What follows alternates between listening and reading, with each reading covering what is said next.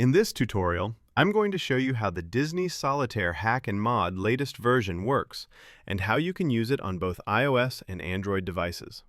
This step-by-step tutorial is designed to help you understand exactly how this method works from start to finish.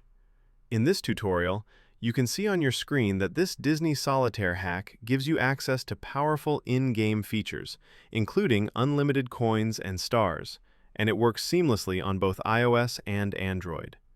With this Disney Solitaire mod, you'll unlock multiple premium options, such as unlocked all characters, unlimited coins and stars, unlocked all themes, unlocked card designs, and much more. This is one of the most complete Disney Solitaire hacks available right now. In this tutorial, the first thing you need to do is make sure your Disney Solitaire game is updated to the latest version. To check this, simply open the App Store or Google Play Store and see if there's an update available. Running the latest version is essential for this hack to work properly. If your game is already updated, you're good to go. In this tutorial, the next step is to scroll down and check the pinned comment below this video. I've explained exactly where and how you can get Disney Solitaire Plus Plus easily. Thanks for watching this tutorial, and I'll see you in the next video. Bye-bye!